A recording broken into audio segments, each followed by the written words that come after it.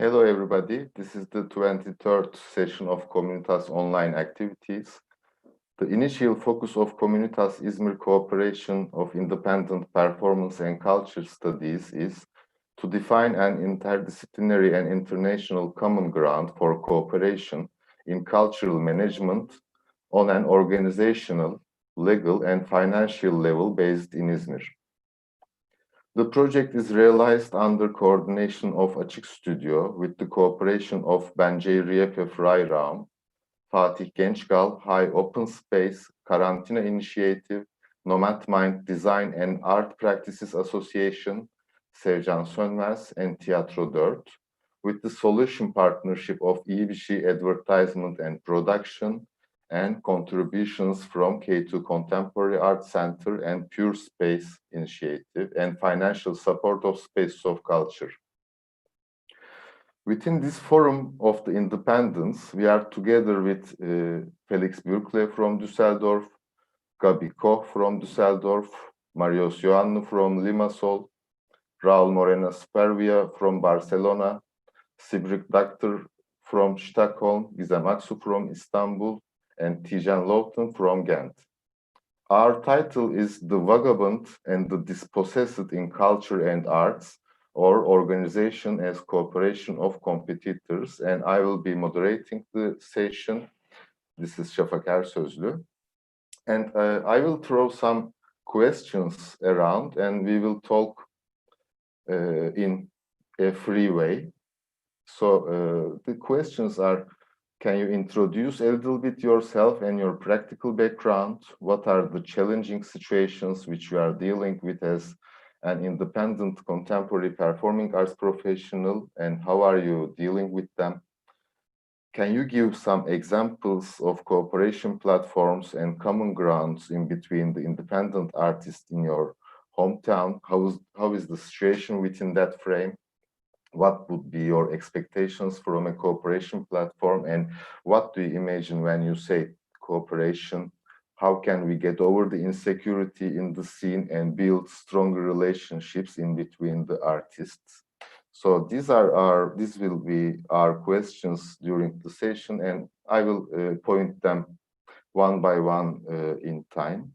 So can we start with you, Sybrig? And I will give the word to others afterwards. Welcome. I'm not sure if I have all the points that you were naming down, but if I'm missing something, then you can ask me, I guess. So I am origin. I'm Dutch from the Netherlands, and I lived there until 1995.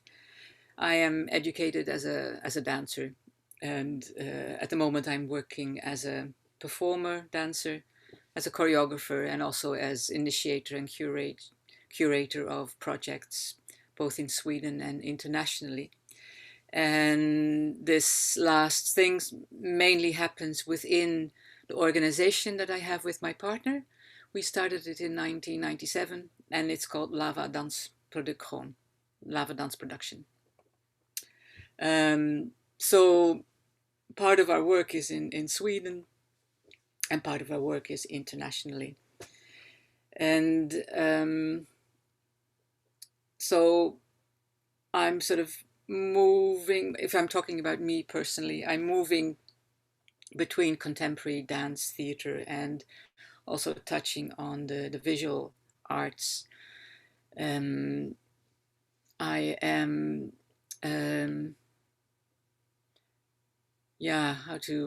I'm surviving mainly because together with my partner, we have sort of one income. And sometimes that's quite okay for like the branch we're in, and sometimes it's very difficult, but we have been surviving for a long time now, and it seems to be, except for this pandemic, quite okay. In Sweden, there is of course support for the arts. As a foreigner, it can be easier or more difficult to get in. It's not that you're excluded as a foreigner, but you don't have the network, especially in the beginning. We didn't have the network to rely on to get like jobs, money, and yeah, in general, know about things. I'm also part of a dance company which mainly comes together in the fall. We work about 2.5 months. It's a company which is very diverse. We all have different backgrounds. We vary a lot in age. I think the youngest person is sort of in the 20s and the oldest over 60. And we work to find out what a repertory company can be. So we invite choreographers to work with us, smaller and bigger projects. The international projects that we do as Lava Dance Production are mainly supported by the Swedish Institute, which also determines quite a bit on what the content is, since there needs to be a social component there. But it's quite a wide range of things that one can do. And we have worked in Ukraine, Belarus, Russia, Moldova. My partner has worked in Georgia as well. And you can maybe look on our website. Like I don't want to start to describe too much, I think, like what that is. Yeah, what else did you want to know? I'm a bit lost now, I realize.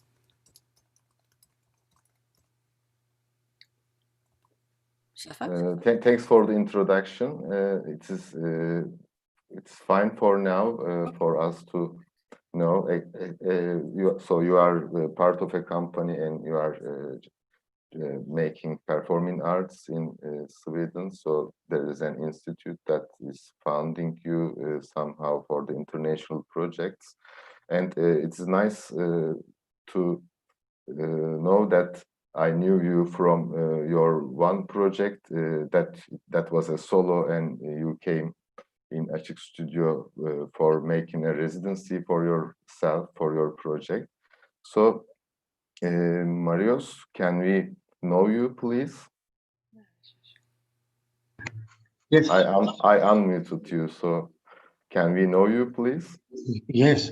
Now you hear me, right? Yeah, I have unmuted it. So I'm in Limassol right now. It's sunny, and this is Cyprus, and there's demonstrations today. Quite a lot of demonstrations. There was one last night. People started demonstrating. Anyway, I have been an actor for 25 years. I am not very good in.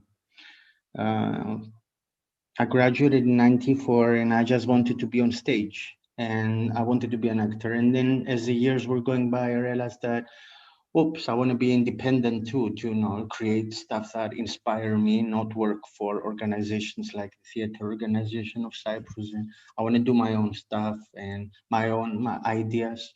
Find people, do it with them, and luckily enough, I have.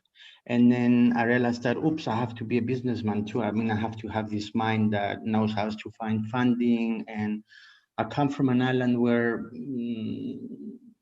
I live in an island right now where culture is really, really like completely boom, boom. It's like a fly, a disturbing fly that the government wish that we just shut up, just go. And I always knew, but with the pandemic, I kind of really saw it. We were, just to a little note on this, we were, throughout the lockdown for 3 months, we were waiting to receive 300 euros for each month, which that makes 900 euros to survive for 3 months, pay rent, eat. and drink and, you know, survive. And the money wasn't coming. There was demonstrations to even get that amount. So it was like a realization and reminding, another remindance that, oops, there is no really money for the arts, which is something I always knew. I suppose that it's different when you're born in Northern Europe. People, I mean, the phrases I grew up with is that I will die poor, there is no money for actors, if you're an actor, you will starve. Indeed, it has been difficult, not only as an actor, but as a person who wants to create. It is difficult. The only time I got funded from European Union was for a project that also Shafak and Raul took part in, which was for European Capital Culture of Paphos, 2017. That was the only, and I just wrote the proposal, I sent it, and they said yes, and they gave me this big amount that we could do the production, which was difficult and costly. Rather than that, I never found out how to do that. I have a group along with Achim Wieland that you saw before, helping me out here. We live together and we work together. He's from Germany. He's a director, visual artist. We have a company called Seriously Yours. We make our own pieces in English so as to be able to travel, get out of the island and open doors and open up dialogues with other people. And we created a piece lately called The Tea Ceremony, in which I'm doing a geisha. And the piece started traveling and started having success. And we were getting ready to go to Athens in Italy. We won an award in Milan as best performance, and we were getting ready to go to Torino and then Edinburgh Fringe, hoping that this will get us in contact with people. But because of the pandemic, it's been 9 months that we are here. We cannot really travel. We cannot travel at all, actually. I mean, right now, I cannot even travel from my town to go to the town where I'm teaching to survive, because they have blocked there is army in the street blocking it. I cannot go to the capital, in which I have 7 students and I teach them theater. So right now we're talking about finding ways to survive. I have forgotten about international. I haven't forgotten it. It's like it's in a pause. Right now, it's like, what are we doing here? And for example, today I have a performance in my room. I'm doing The Diary of a Madman, which has been a piece that I've been doing for 12 years. And I'm doing it for 4 people. They come in the room, they're wearing the masks, and I'm getting 12 euros from each. And it is a way to survive in the week and to keep on going until, you know, I'm kind of thinking that when this is over, then I will start thinking again of how to, put my arms and find other people in around the world where we can do collaborations and become this family. But right now, I feel it's kind of not possible. But I'm trying to find ways to survive throughout the pandemic, and there are these ways.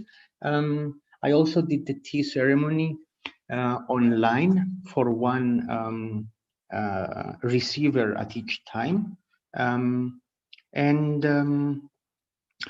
Yes, and now we are supposed to, as soon as this finishes, we're supposed to start traveling to Italy and Greece, hopefully from March and on. I have to tell you that in Cyprus, we have a Ministry of Education and we have a cultural office that is, you can get the most 10,000 euros to build up a production, to make a play.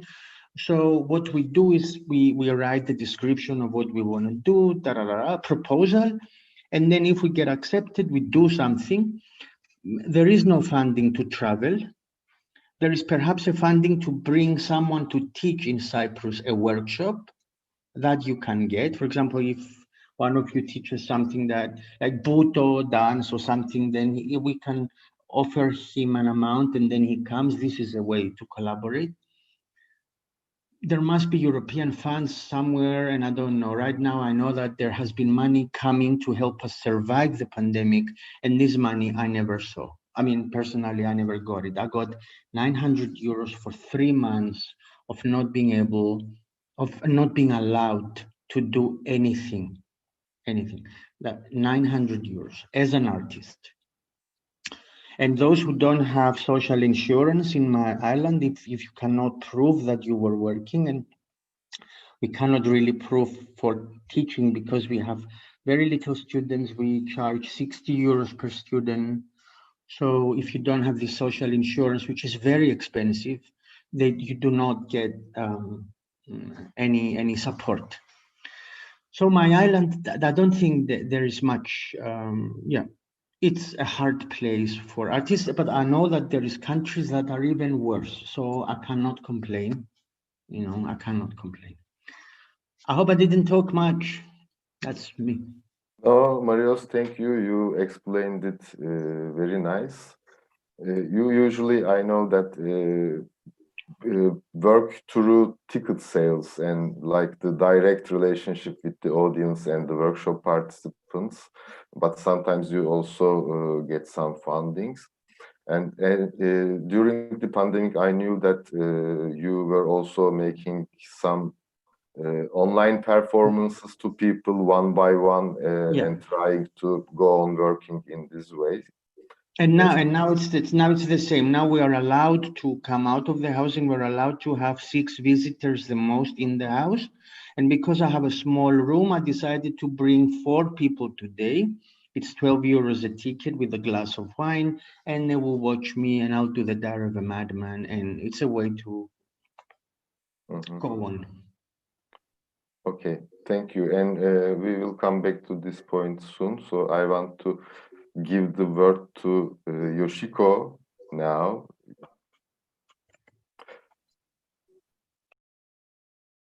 And welcome, Yoshiko. Thanks for coming. Thanks for being with us early in the morning in New York. 7 o'clock New York, yes.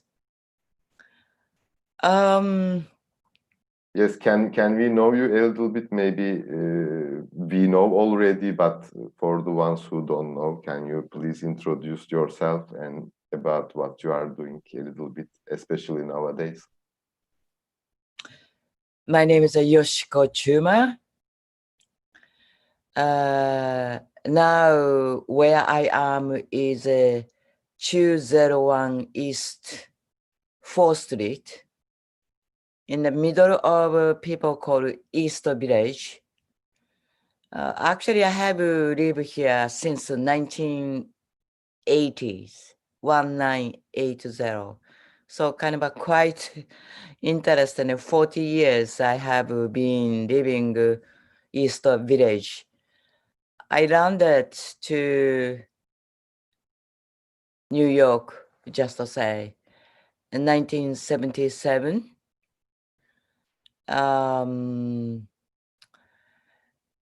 So what's going on is I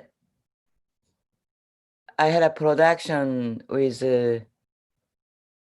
Safak was 3 years ago in Izmir, and you have it has just a earthquake like maybe 3 weeks ago, and I know your family doing all right. Yes. Yes. So yes, we are fine, thank you. Thanks for asking. Just to put more latest news rather than going back, I have to talk about the 40 years what I have done. So just maybe that is a cut, the edited. So as you know, United States has the constitution, how you can choose the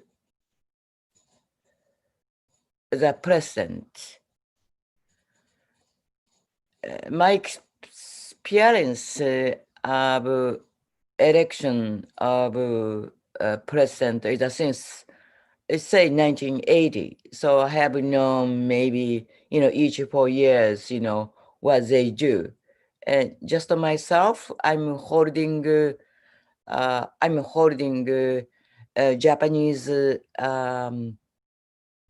citizenships, and then I'm holding on USA. It's a permanent residency ID, which is I can walk. And then probably many things is I'm residency here maybe about 40 years, so that kind of a quite long time.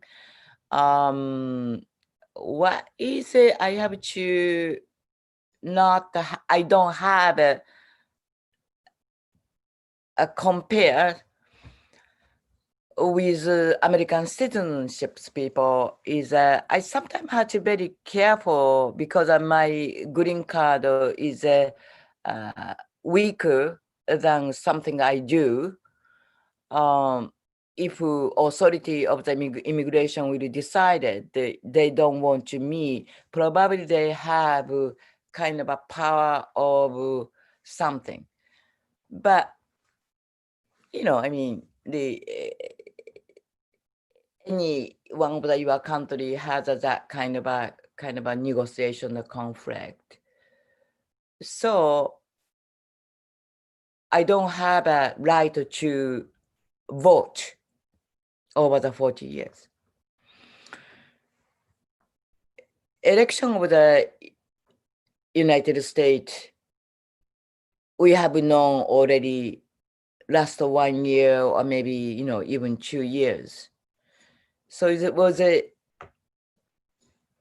interesting process. And then coming January this year, then the pandemics became a kind of a coming in over the election.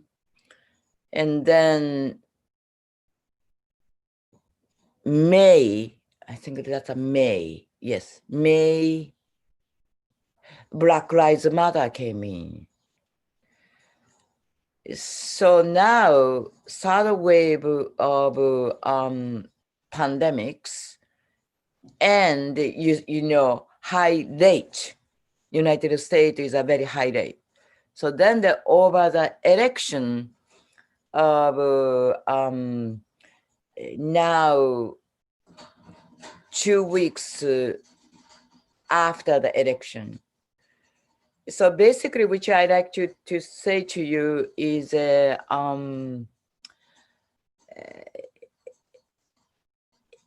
just to say East Village and then people, I appreciate that people here sometimes, yes, of course, there is a homeless people and quite a lot of homeless people because all the business out, etc. And then also same time, really rich, maybe middle class of white, I'm not a discriminator, white young people, they are around. So it's like every day you go out, it's a kind of a very compact. And then also it's a very mixed color, the people like me, maybe called, I don't know, Black or Latino, and then this and that, this. So it's interest, kind of a time which is a very different from 1980s. And then in New York, downtown, or maybe New York City had a change in some kind of a quite interest level. And then, of course, over the year, we have like September 11, and then any of the crises are going to happen and happen. I just want to say in my statement is, yes, we are moving. We are moving even little small step, maybe going to 2 steps forward, then they come back in 1.8 steps back, and then this. Because it's kind of a racial issues and then maybe conflict with other countries, outside of the USA. Yes, there is a many good movement, very, very tiny, almost like a cockroach size, but it's a moving, it's a very different from 1970s, my experience as observers. And I just want to say one more thing is, I don't have a companies, but I have a company called School of Hard Knocks, which is street is a university. So it's you learn the hard way, and then very often you feel comfortable. You feel uncomfortable. So that was an American idiom, and only American know about this expression, School of Hard Knocks. So my structure of the company is that I have a one by one, relationships, not as a group. And then maybe now it's a past 4 decades since 1980, 1990, 2000. And then I have been collaborating with 4, 5 generations. And then, I have to say thank you to each one of the artists. It can be maybe 400, people, and then maybe thousands of people all over the world. And then I'm really thank you to Safik. We did collaborate.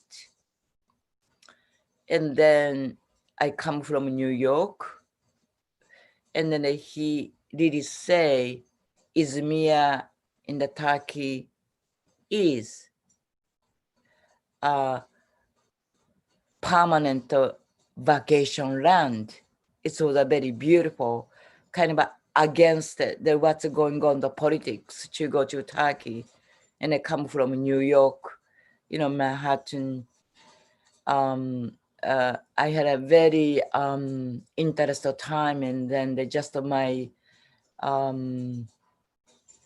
memory is just incredible. And then I have to try to go back again to Izmir. And also I just, last one sentence is,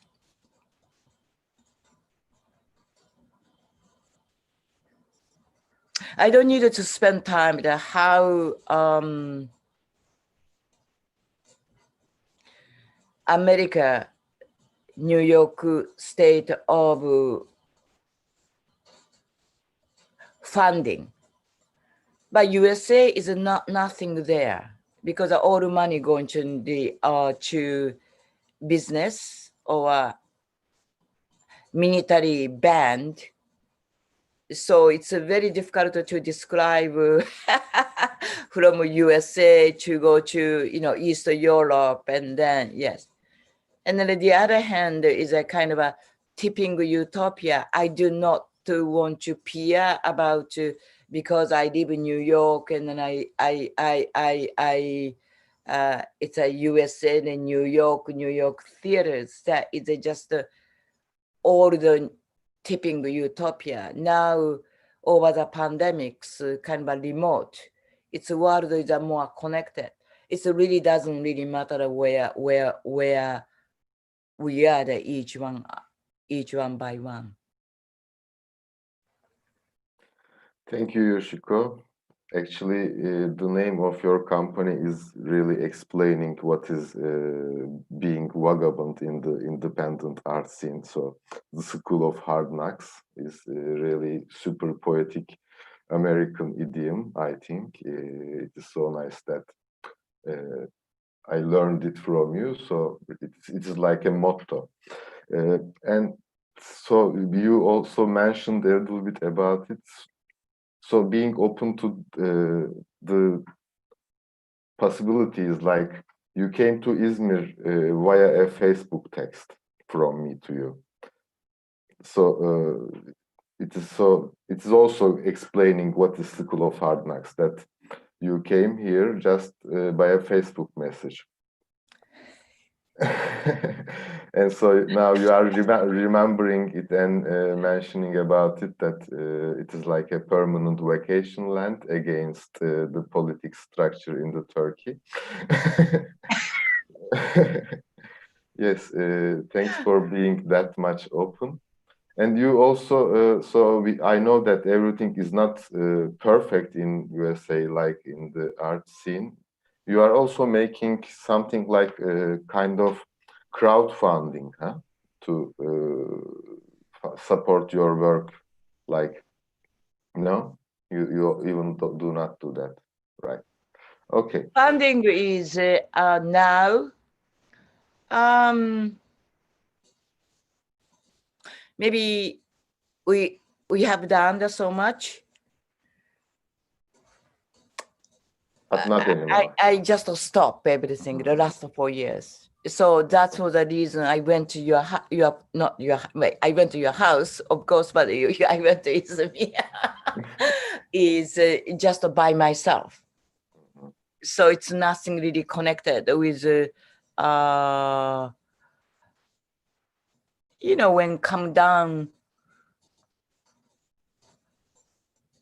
art can be every day. So I just have to select how I like to spend the 24 hours every day.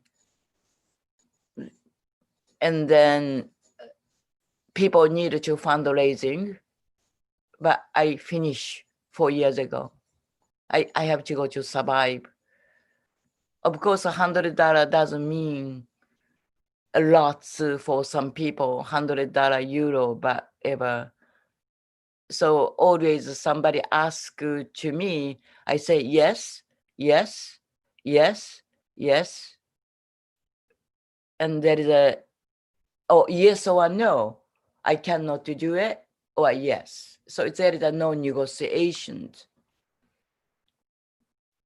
And then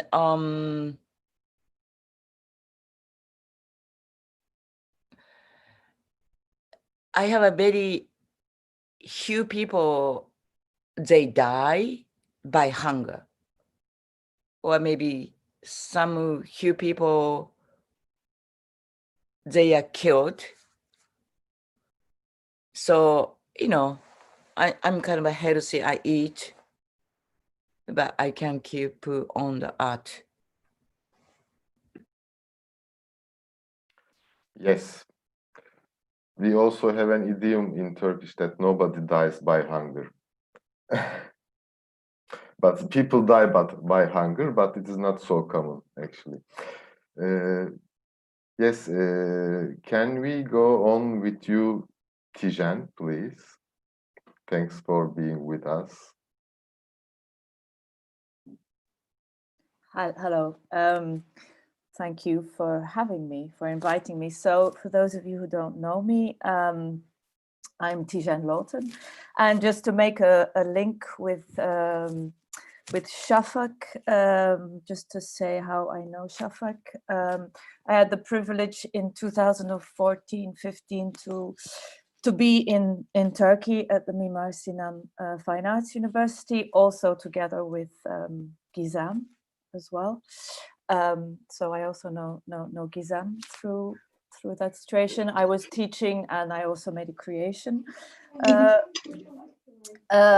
So also I was privileged to be invited to Izmir by Shafak, and just to make a connection with Yoshiko, I was there just after her. So just to say that I could really feel your energy, Yoshiko, and your vibes, and I could resonate in your energy. So I thank you for that, even though we have never met. So just to make those links, also my link with Turkey is very, or I feel is very strong. I am actually half Turkish, half English, and Turkey is very important to me. So I try to hold on as much as possible. I'm in Ghent in Belgium. I live in Ghent. I almost never work in Ghent. In fact, I never work in Ghent. I live here with my husband and I work. I think I'm in a very privileged situation. I know I'm in a very privileged situation, not only because I'm in Belgium, but because of other reasons. I think what's really important here, just here in this moment now, in this, with us, these people that we are seeing in these squares, for me now is the most important moment, because that's where we are now. So I just want to emphasize that the present, always the present. And I know it's a weird situation of little squares and I'm very used to working online since the first lockdown here in Belgium in March. I again was very privileged. I felt very privileged. As soon as the lockdown started, I continued working. I continued working online, rehearsing, creating. But I'm also very, very busy with students. And that's another thing I want to emphasize is the generations that we are supporting. I feel very much, I cannot do what I do without the younger generation. I don't exist without the younger generation. So I'm just I've been living in Belgium for 30 years. And I've been working professionally as a dancer. I'm trained as a dancer, but I've been working professionally as a dancer in interdisciplinary. So I'm also, like Sybrig, I also have always worked in diversity, in the sense of never only with dancers, always with mixed disciplinary artists, also backgrounds, also of age. Like most of the time I'm on stage or in a room with people who are, the youngest is 20 and the oldest is 60 or 70, or yeah. So I feel very lucky in that sense. And I'm also very much with young people, because I am teaching and coaching a lot, as well as still performing. I'm also in a lucky situation now in the second lockdown here in Belgium, even though, as most of you probably know, the situation as far as the virus is concerned is very bad in Belgium at the moment. I'm actually in creation at the moment. I'm working in a theater. And the situation here in Belgium is that even though all cultural centers and theaters are closed to public, to performances, everything's cancelled. Companies who are, or artists who are in residence in a theater can continue working. So at the same time, it's fantastic. At the same time, I have very much double feelings about it. So it is fantastic, but at the same time, it's extremely difficult.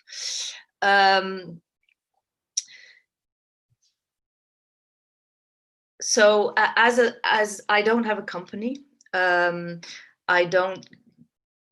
get support from the government as an artist in Belgium. We have an artistic status. You can acquire an artistic. You don't just get it like that. You acquire it through work. So I have that support. Here in Belgium, we were just talking with Yoshiko about also solidarity. We have within groups of artists, we have what's called an SOS relief, where people who feel that they are surviving, they can survive, contribute to other artists by, I hate the word, but it's a kind of donation. I don't feel that it's like that, but people like me who can survive, whether it's 50 euros, 100 euros, whatever, even 20 euros, it's an online forum where you can transfer money. So that money goes to people who really are not even having enough money to pay their rent and buy food. So I contribute to that, as it doesn't change my life to contribute that money. So I feel that is very important in supporting other artists, and especially the younger generation who have very little perspective. For me, I'm not so worried about perspective, because again, my perspective is what is happening now. And we talk a lot about independent artists. In this climate we are in now, I also like to talk about an independent individual, an independent person, not only an artist.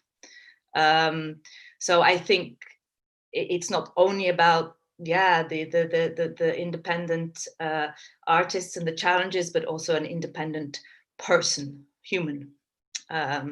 So for me, there is the very fine line.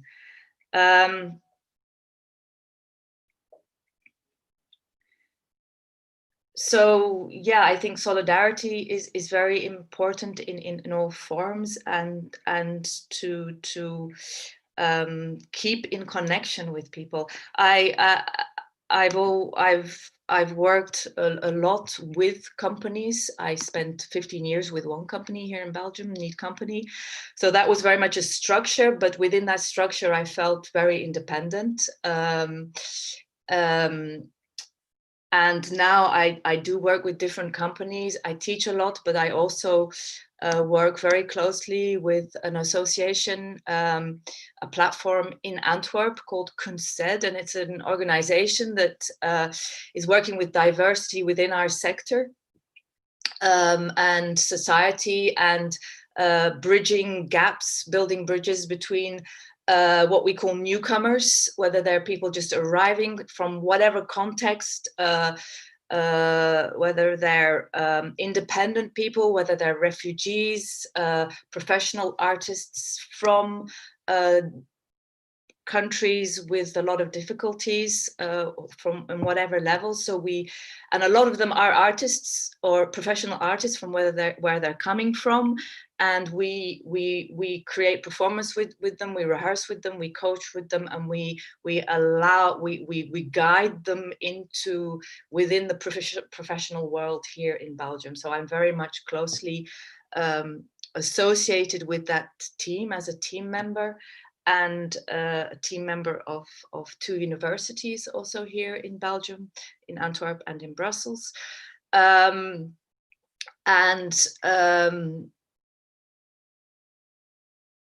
Also I create my own work and I keep performing. So yeah, I don't know what else to say. Shafak, help. Thanks, Tijen. Thanks. Actually, this donation system is interesting for this project, because it's kind of like a researching workshop about this independent artists and or people who are trying to actually survive by making works. And these funding systems, they are nice, even if we are able to reach them or not sometimes. But just related to fundings, like small or big, it comes and goes. It starts and finishes, and so we have to just follow one after another to make works or creating art pieces or research projects, whatever, something. But this way of following these fundings are also manipulating us. It is maybe interactive manipulation. We are also maybe manipulating them, but making works in some way, some type, because fundings support specific concepts. And you have to work in that way to get that fundings. Mm-hmm. So maybe this kind of self-funding, maybe crowdfunding, or maybe like community funding from the inside, in between each other. This kind of system could be very functional if we can build it in a right way, I think.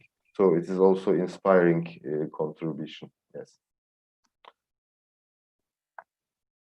Thank you.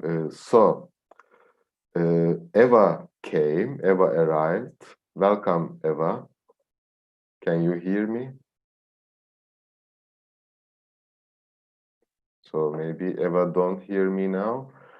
Gabi, hi.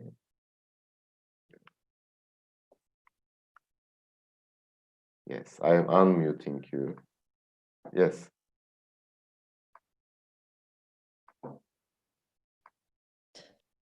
Oops. Maybe you can open your voice by yourself, because when I try, it's getting closed. I do. Okay. Yes, You thank hear you. me now? Yes, I hear you. Great, great. Welcome. So a little bit You too. technical confusion. Okay. So great. I'm Gabi, or Gabriele Koch, however you want.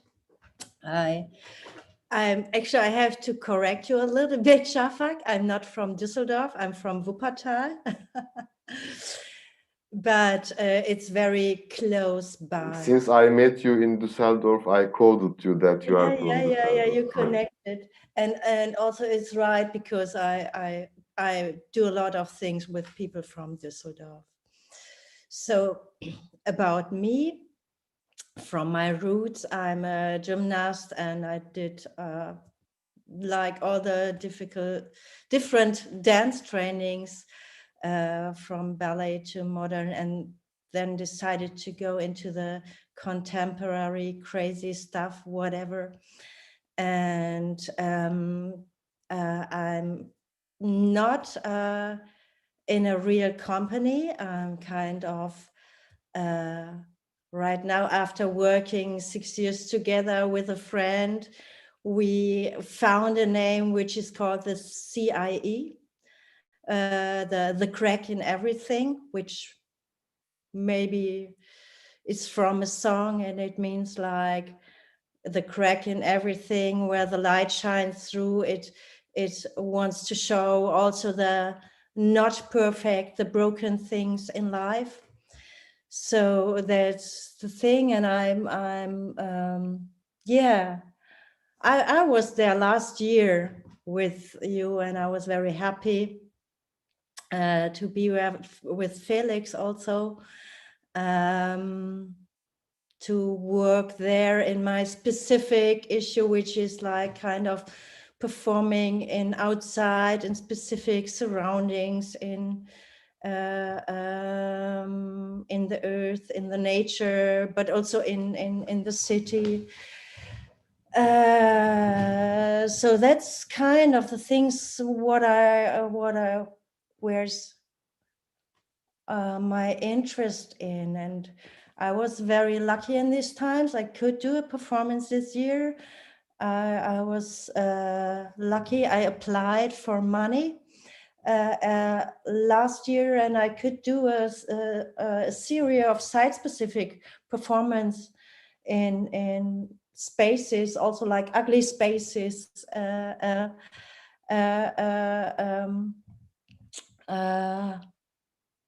Unort, I don't know the English word, finding words for that. And I could do a series of 7 performances, like after the summer, where the audience could be outside, and where also there was a lot of audience which was not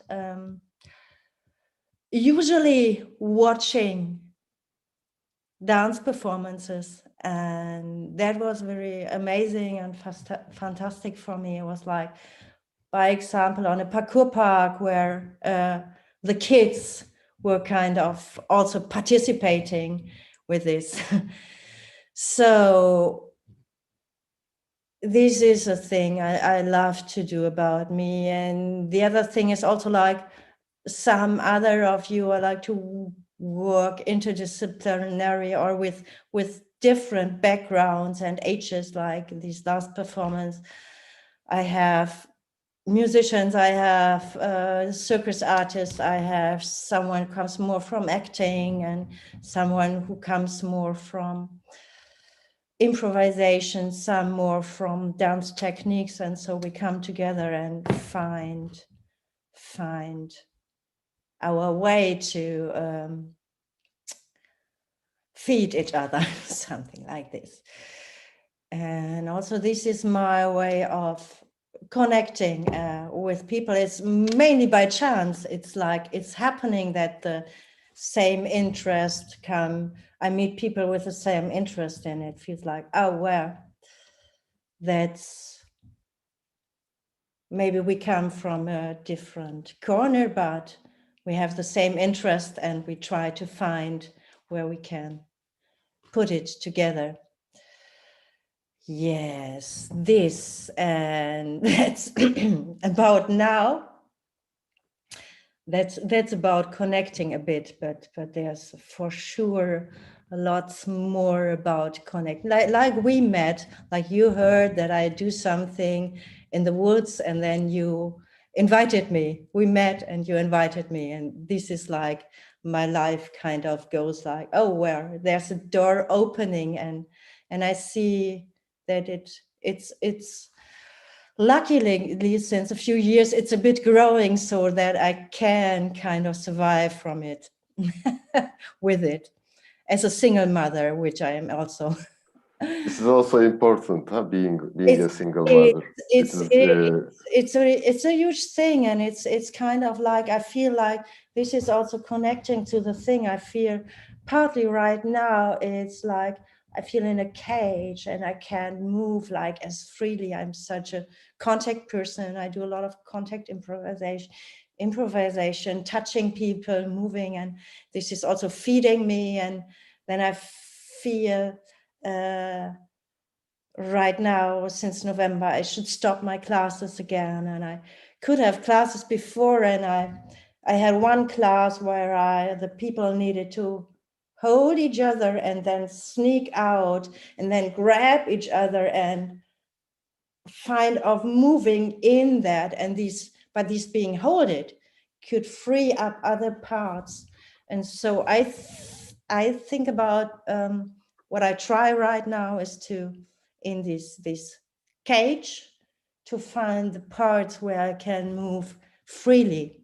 So which parts I can still, what can I still create out of this and with it? So like in the example we had an online performance, and we were two people and we were not allowed to touch. So we had a plastic between us, and kind of, but we could dance with each other, and also this creates was a very amazing experience. So taking what is to create more, create new things. And also what I feel right now, which makes me really like, wow, what's going on? I feel the people around me becoming more and more radical, going into one or the other direction, one who are very afraid, and one who say, oh, what's going on in the politics, and they go radical. And I feel the tension and the fear and the anger and all the things around me, and that makes me afraid and insecure. To be honest, that makes me afraid. And I think maybe how I don't know, I don't have a solution, but I think, how can art be maybe more radical, more visible? When we disappear now, it feels like, well, a bit is disappearing. How can it be more radical right now?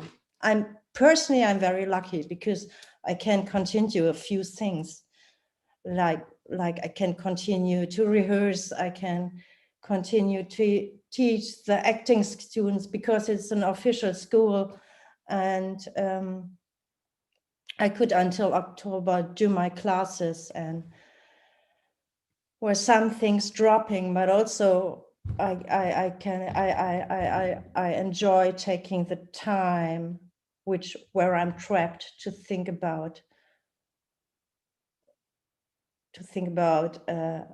what do I really want. But right now I'm still lucky because still I'm not starving. Still I can survive, but I don't know where it's going. So sometimes it's kind of and I feel like, oh my God, I'm single mother. What will I do? And I can't teach anymore. What? Breathe, breathe.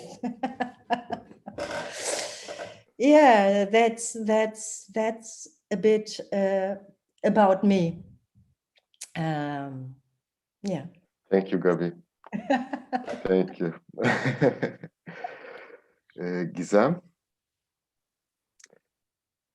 thanks for being with us. We share with you a small history, actually, maybe at least like 10 years. So it is so nice to have you here. And I feel like what you say is like my words. So can you please take the word from here? Hello, thanks for the invitation. And I'm really happy to hear the experiences from the different parts of the world. Like, yeah, I was in listening mode, you know, like it may be for me hard to switch this verbal way of communication, because the all I heard really like resonated in me in many ways and made me think about many other layers. But yeah, I can introduce myself as a dancer and a choreographer, and sometimes I'm teaching as well. Yeah, I was born and raised in Istanbul, but in working sense, I can say that like I'm working internationally. I'm more familiar with Belgium and UK scene of dance. And now also I'm participating from Berlin, Germany. I'm trying to move my base to half Istanbul and half Berlin. And it was a very interesting time to make that shift, actually. But yeah, it's bringing another perspectives to deal with, and you know, like the approach to art and culture, and like the in the position of this movement, mobility, and migration. And I think, yeah, I'm happy to deal with these concerns at the same time, but yeah, sometimes it's hard. Yeah, for in my perspective of dance, the conception of body is really important, and I'm coming from political science background. That's why it's also important to see the sociological and anthropological manifestations in this question of body. That's why my works and my research, like the long process, it's taking long processes, and I'm not I don't like to push myself as a choreographer to give quick and instant responses. Other than this, I'm collecting these instant and quick responses, and collecting, and composing in different ways within a longer periods. And about this online shift or the digital shift, that's why I'm a bit slow, and I'm in an observer position to really like to digest this shift, and I don't force myself to produce inputs. I'm like more observer position, because the dance for me it's kind of a sharing of a fire, and it's really like it's about the being together and face to face, heart to heart. And yeah, that's why, yeah, for me this side is still vibrant, and I'm not that kind of producing digital works or digital responses. Yeah, I don't know if I can say many things, but yeah, for me, yeah, in that time especially, I can say that the dealing with these multi-layered contexts and the multi-layered shifts in politics and economics in Turkey and in Europe and in the world, I'm trying to be aware and awake, to stay awake, and if it is needed, I'm trying to be open to give that responses, to show solidarities, or the kind of create these moments of touch and feel together and share together and manifest together in different ways. Yeah, but my task as an artist to myself to stay awake and aware as much as possible, and find some kind of artistic translations or artistic responses to that hot political framework. How I am doing, yeah, I can give details if it is needed more, but we have other people who is listening. That's why I want to pause. Okay, thank you. Thank you. So I didn't know that you are half in Berlin, half in Istanbul. So good luck in Berlin as well. And so Felix.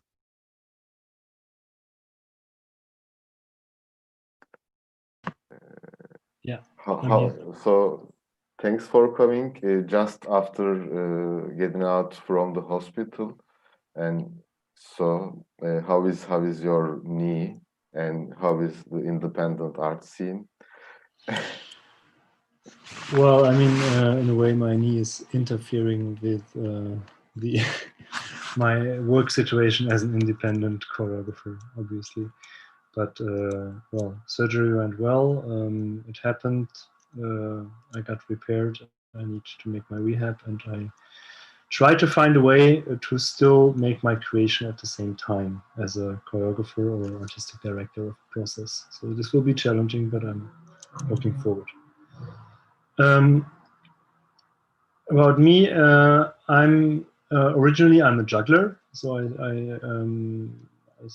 started as a juggler during my teenager times, and started to perform quite early in a juggling context, doing new circus. I went to circus school, then I discovered dance, studied dance, and now I'm working in between those forms, like in between new circus, performance, dance, and mainly in improvised contexts, and also interdisciplinary.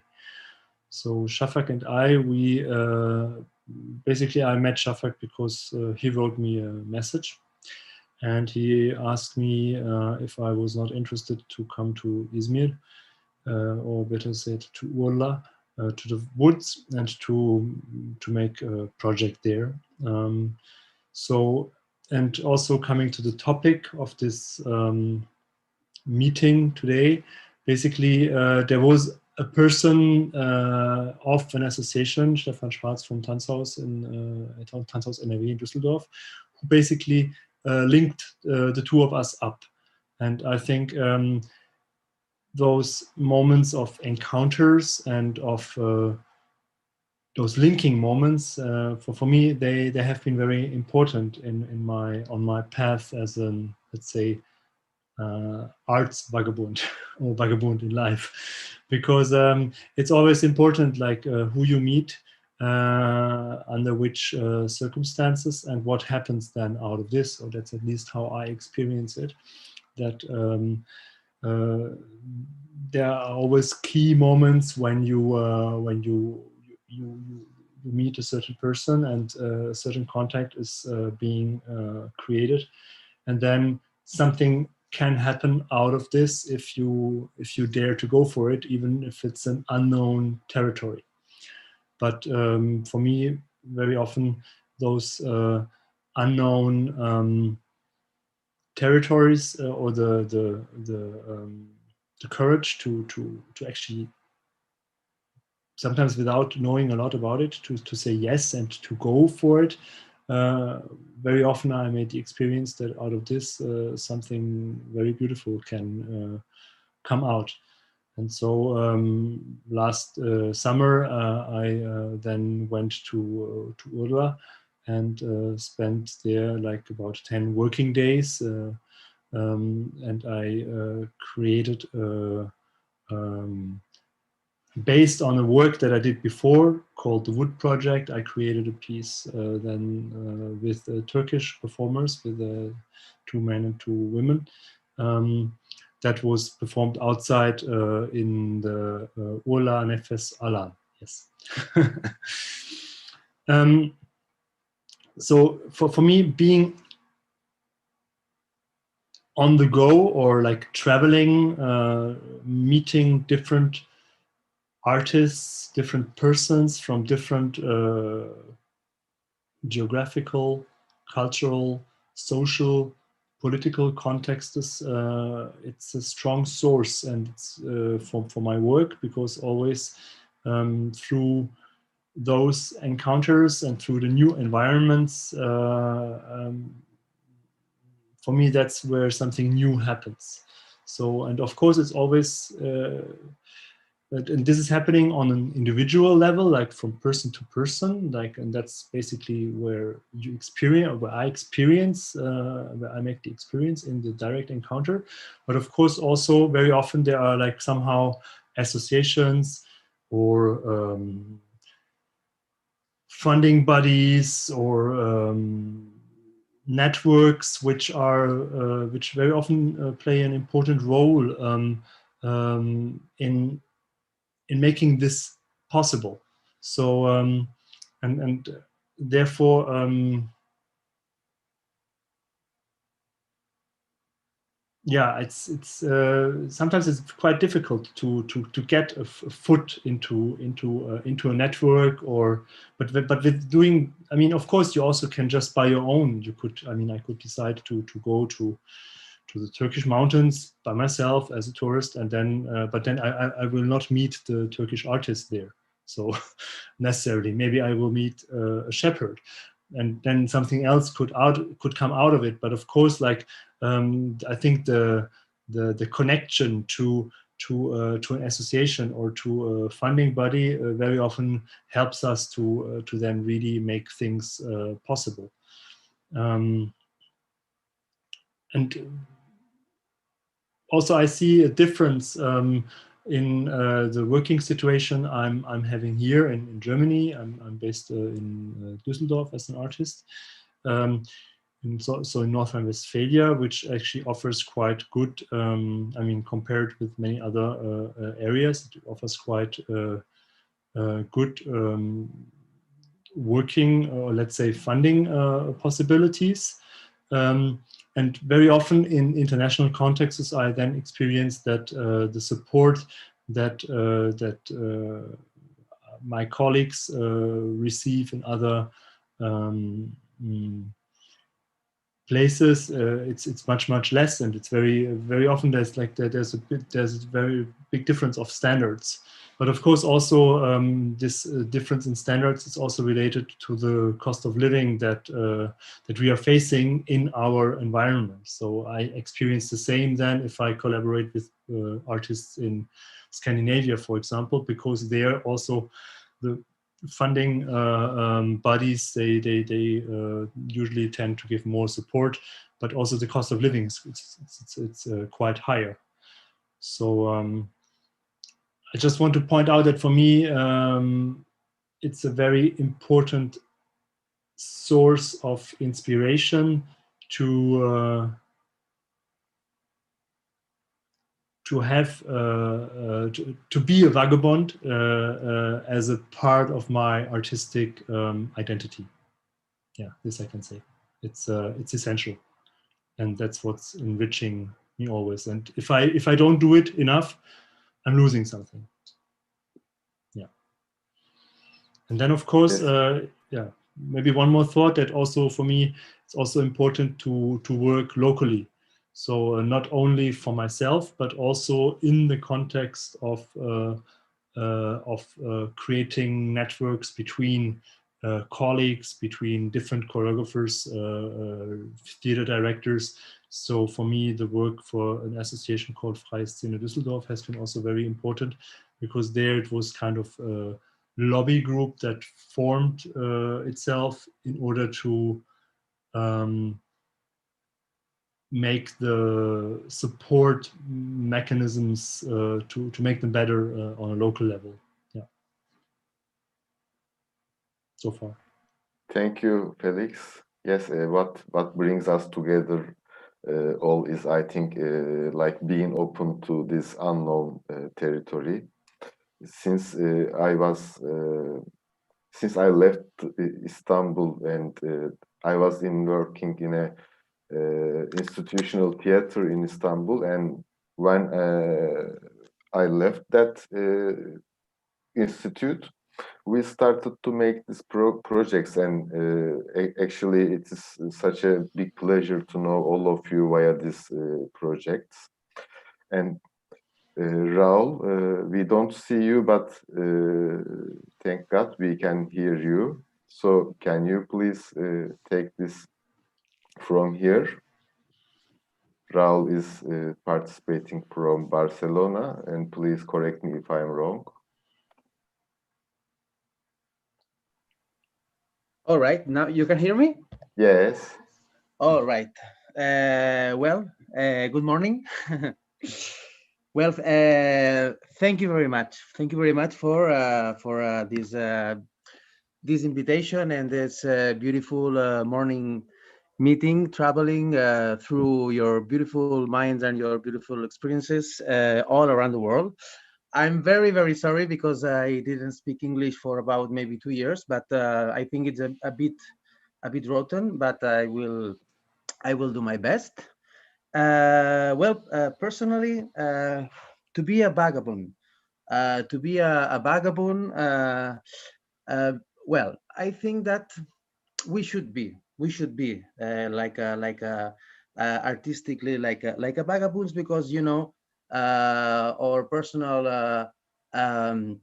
ideological and artistic approach through art should traveling all around the world. And yes, sort of vagabonding political approaching through arts. I think I personally, well, I met Shafak and I met Marios in one beautiful experience in Cyprus with a Uniting Mediterranean Sea production, and it was really it was unforgettable, because we were like 6 Mediterranean artists of different countries, and it was just fantastic to be there and to talk about the situation about the art and the human relationships through this beautiful play.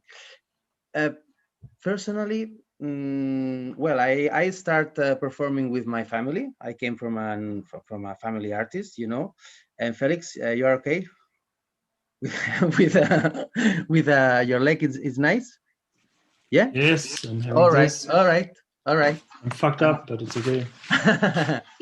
Okay, and I hope that all of you are okay in this very, very dystopic and unexpected situation. And I start performing when I was like 14 years old with my mother, with my sister, with my auntie, with my cousins, with a cat. It was a producer, the cat, and we start like that, independently. And this is how I understand art, because we don't have another choice here.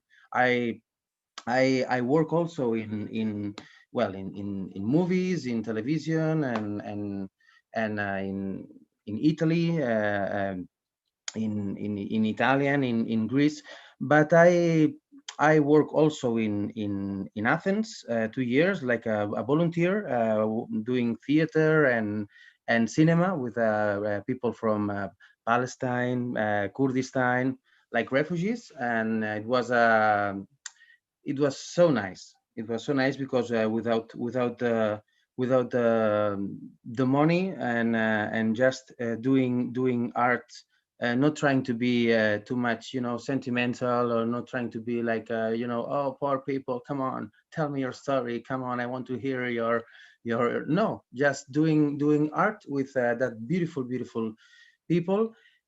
And 2 years ago, I started to make my after this experience in Athens, I became also a producer and director, and I wrote and I direct and I pay everybody except me.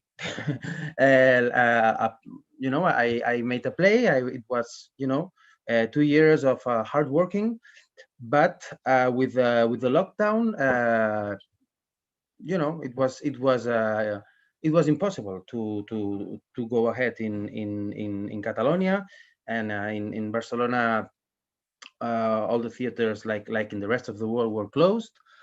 And then I had also like a part in an international series in English, and in a movie, and also, you know, maybe we were like preparing. Well, Shafak was preparing like a new opportunity to make in Izmir this uniting Mediterranean Sea, which it was like a dream comes true. But it was so hard, and finally, you know, the castle was destroyed, and so I was in Barcelona, and I decided to move to new city, Bilbao. Like so the vagabond is still alive. And now I live in Bilbao, in the Basque Country. I don't know if you know Bilbao. It's the weather is a little bit shitty, you know, not like in the Mediterranean countries. No sun, just you know, a great time in great time. So it's but here I still doing the same. I direct a company of all people here. We make a play now about the topic is the death, with different approaches. I work volunteer also with people that is in wheelchair, doing a beautiful acid and satiric play about you know, a brutal YouTuber, and I'm teaching, but I'm surviving, and I don't know. I don't know what's going on, but maybe we artists, we are, you know, we have this strange way of life that we can survive because we are always surviving. So for us, it's like a permanent lockdown. But if we cannot go to the places, maybe we have to create our own place, like Mario's and another beautiful performances in the rest of the world, in our different spaces, like maybe our living room, maybe in the bridge, maybe in the street, maybe in the elevator. I don't know. So yeah, to be a vagabond, and to make, you know, art all around the world, it's you know, it's so interesting, and so maybe, and I don't know, this is my approach through arts. I don't know, Shafak, do you want to ask me something? So it seems like that you are going on not knowing still, huh? Yeah, exactly. I am in the not knowing way of life. Not knowing, yeah. So I mean, is it lockdown there in Barcelona? In Barcelona, yes, the theaters were open for about maybe 1 month, 2 months, but now once again the theaters are closed again. And here in Bilbao, the theaters were open. I arrived here in July, but now little by little they are closed. The places that, depending of municipality, they are closing little by little. So maybe next week I cannot teach, I cannot direct, and I cannot help anymore. So, you know, like Is there any kind of like funding for the artist like you? in Catalonia, A small one or something, some kind of insurance for this situation? well, because I was working like 2 years in dubbing, so I had like the right to take some money for unemployment. And then the Catalan government gave to the artists like 1,200 euros for 4 months. But it's not enough, because, you know, in Catalonia we had a lot of theater companies, and you know, small companies, and the artistic life there, it's so big, so alive. But now now we cannot survive in this situation. We can laugh, and yeah, we can always, you know, thinking about new projects, and or new festivals, new ways of trying to surviving. But the situation now is that we don't know. This is the problem, that we don't know.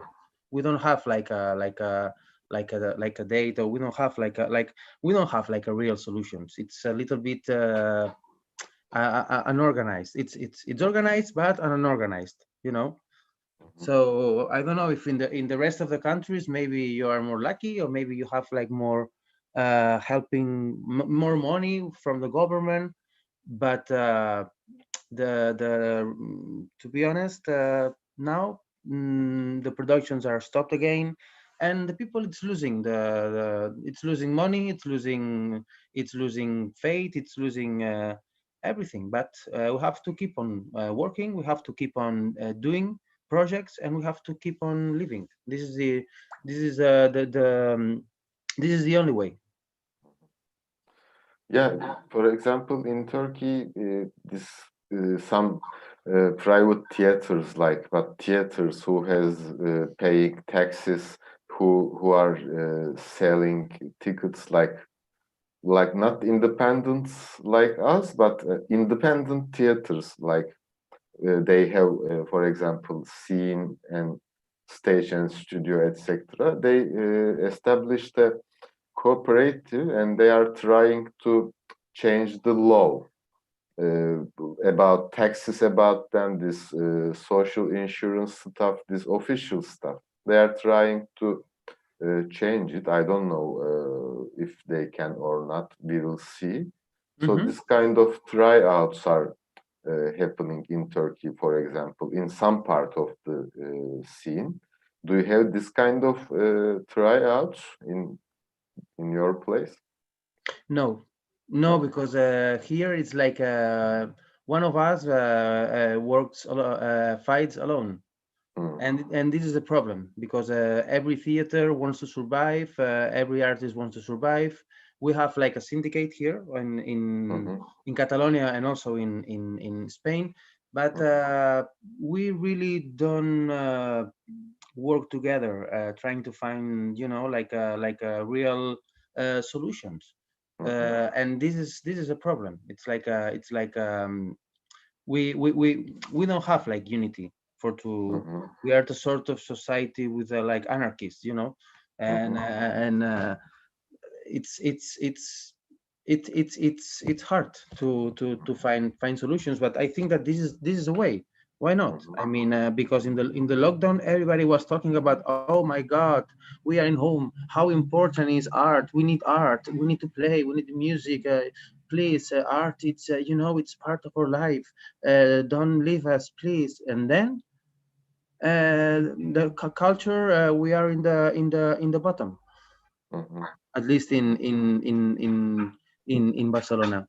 So I don't know what I don't know what will be, you know, like a you know, like a solution for this situation.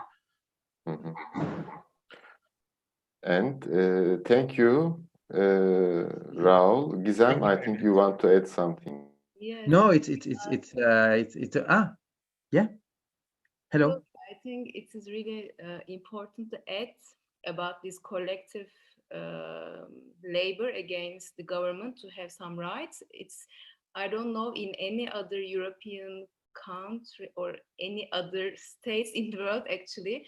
The Turkish government is seeing these independent theaters as traders, and they are like, because of this, in this trader status of these theaters, not artistic status, they are paying extra money in these tax. And I think this is showing the governmental perspective towards arts in a very basic structure. And in this pandemic situation, it was kind of a collective wish to make it to gain the artistic status, you know, like because the government is asking the the tax from this trader status, and it's really make the things very complicated, and it's showing that the government is not seeing artists is a legal status, you know, like it is that bad situation in Turkey. That's why any other, it's another question or the topic to collective stance in Turkey in this pandemic situation, because it's a bit complicated, but it is clear that we have to gain our very natural rights as artists and artistic organization, as like this in the legal status of art, not trade or traders. And I think this is something I can I have to say. Yes, thank you. Yes, you are right. Theaters are commercial entertainment managements officially, not artist studios. Like fine arts and etc. are known as the artist studios, and they have different statutes about taxes and etc. And theaters are like a casino or like something like that. Yes, you are right. Thank you. And Eva,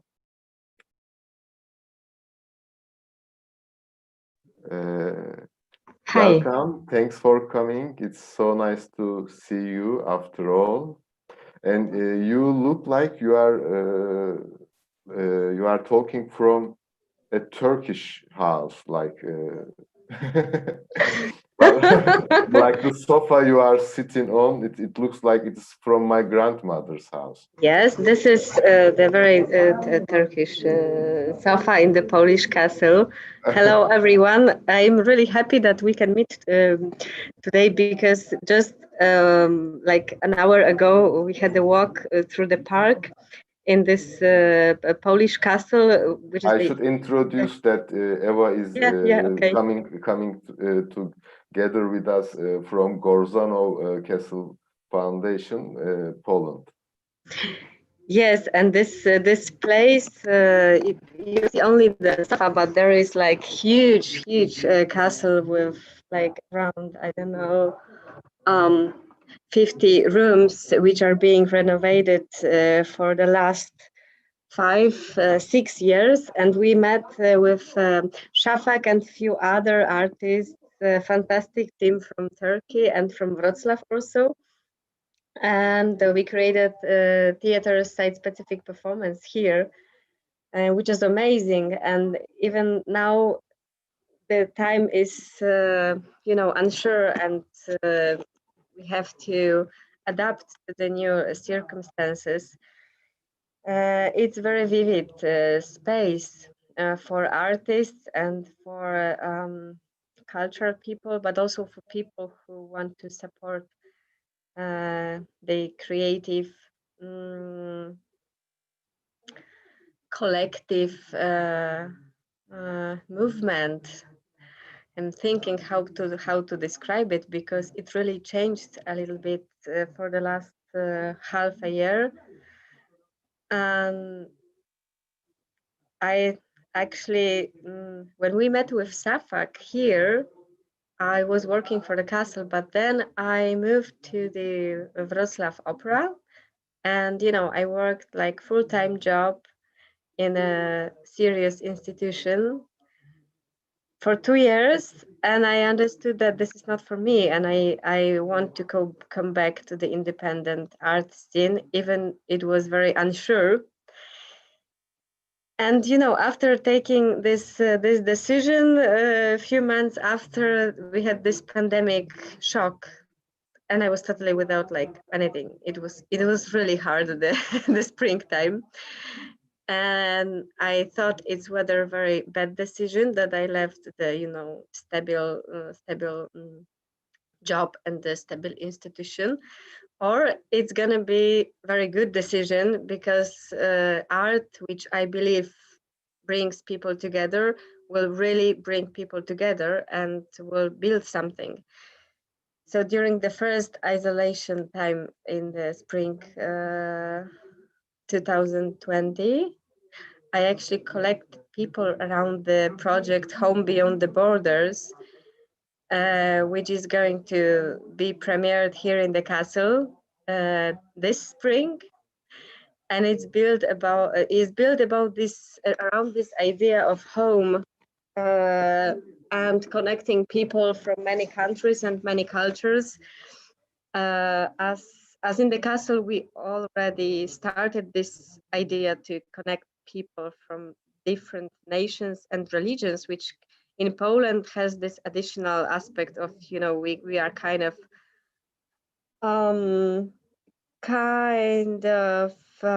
obsessive with our religion and its location in the whole political system, and this is something I am afraid of.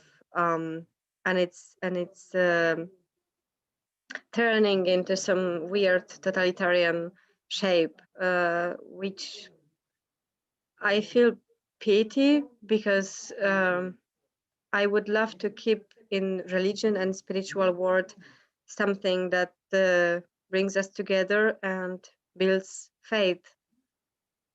This is something I would like to also, especially in the very unsure times, which started to like be much more intense during last spring in Poland, which I would like to, I don't know, talk about, discuss, and go through with other people from different cultures, because we have a very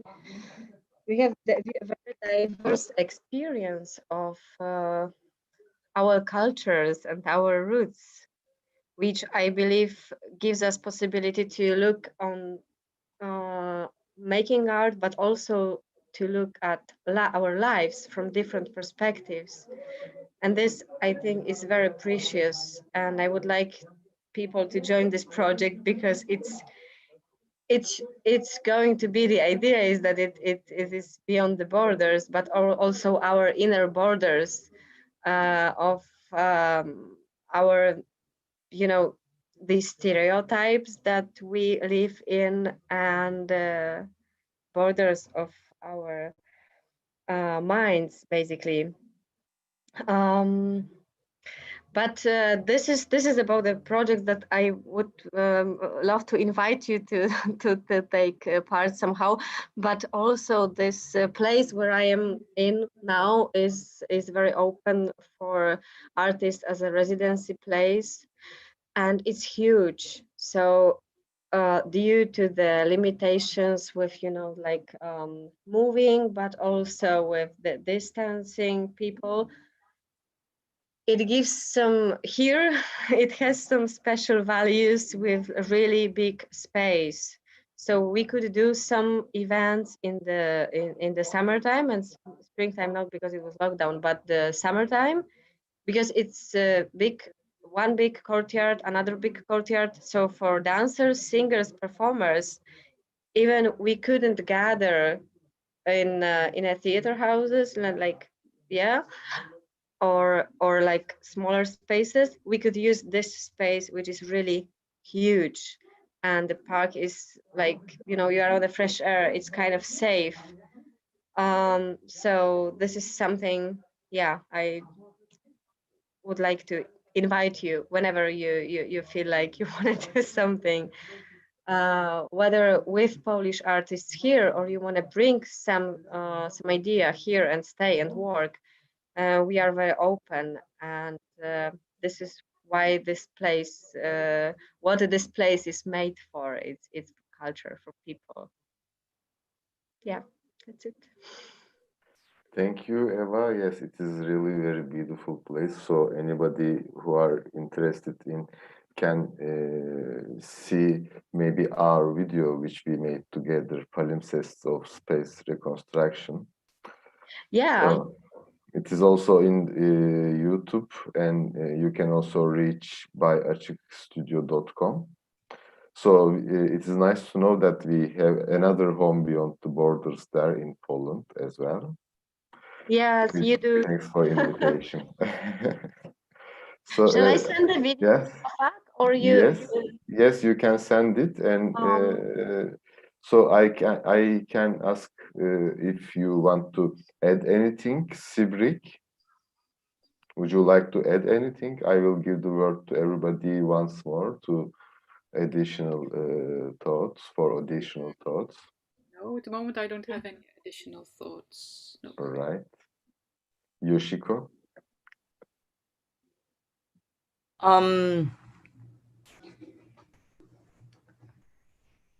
Well, I'm not American.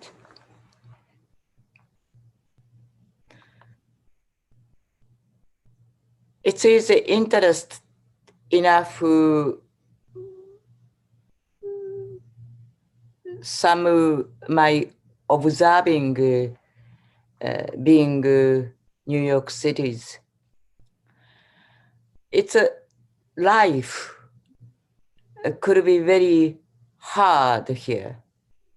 Money issues, opportunity issues, also system of the United States is if you would like to go to the college, you have to spend maybe 10,000 monies. So it's hard to describe what is a life in the United States. And also it's a very difficult system, health insurance. So Felix has a knee problem. And if you not in the system, you have to spend the 1,000 money. If you stay in the hospital, you have to pay $1,000 one night. So it's a kind of a culture different of system of the constitution by each one country is different. But some of you talk about the communities. Like thousand, each one single young people, older people, and then each one, they have been doing something very act up. So that is not the matter with founder or yesterday I had some invitation, very small theater called Jane Franco Theater. It's just maybe 5 blocks away. And then, you know, they have maybe 10, 15 artists, you know, include me. We did something. Its purpose is not for money or not for making organization. And then because it's a very urgency, it's a United States of kind of say, I don't want to say political issues, but it's a very difficult, you know, present president. So I don't agree everything with each one artist. Probably I don't agree anything with each one artist, each one organization. But there is something the United States is an immigrant country, you know, maybe come from, you know, Native American, you know, white Anglo-Saxon came in and then this and that, you know, talking about maybe this 300 years history of the United States. But I'm always amazed. Yes, sort of we have a communities and we are very open to communities. And I have been maybe 70 different countries, you know, over my life. And then I pass borders, you know, recently I did pass border to Venezuela, you know, last year. And then I have been to Afghanistan and I have been to Palestine, but that is nothing really connected with, you know, I get fund or not fund. You know, I have to just save money and then maybe kind of a dollar or EU, euro, you know, I mean, of course, some countries, $100 is a lot, but in the United States, $100 that you can save money. So I always agree with passing borders. So I just want to share, probably I'm only one is in different continent, you know, you are over there, and then it's a funding how you survive is that everybody has the same difficulty. Art has never been enough money, and also commercialism, entertainment, but not entertainment is a yes. USA is a Hollywood, you know, Broadway, you know, or a TV commercial. And then that is a huge distance. But we are not against them. And then sometimes we cross over. So I think whenever I go to other countries, you know, very often I feel very territorialized. You know, I think now remote like this, and then I think it's very important is that you can try to be in your country, how you can connect it, to be association, to have a communication more some way, because I know I come from originally Japan, it's a very territorialized. So when I connected with one organization, one artist cannot walk to the other artist so easy. But you know, American is incredible, you know, they can walk. Even we don't like each other, but when coming out, some of the act up like Black Lives Matter came in, it's very beautiful. Thousand young, you know, young generation, for me, younger generation of, you know, artists or people on the street, they really against it. And then I think that's the making me courage to keep on. And then I always, you know, felt over these 6 months, you know, human right on our justice is not really bad. So over the 6 months, we are landing some very interesting time, because it became very clear how we can go to, you know, working together, how you can go over the, you know, borders. And I just want to say, I have been to Afghanistan, or I have been to Venezuela. You know, nobody, artist cannot go without a project. I don't do project, but I think the physical experience passing border, like Afghanistan, I went to Kabul. You know, there is nothing to talk about art. I think it's good. What is a borderline? You call artist or you are not the artist. You know, there is a border of the language, you know, how you specify that you be you are artist or we are artist, and who is not the artist. You know, I think maybe could be everybody artist sometime. And then so that is maybe I'm landing. I think I must say it's not really bad time. You know, maybe art is around Renaissance. Everybody just think about many things. And then it's a great time. It's a great time. Because without, you know, this pandemics, without Black Lives Matter, without this the election is so complicated. And then, you know, I mean, now I know the system of how they switch in the president to president. So that is just like I want to say, I think it's important is now time, it's a great time to us to think about.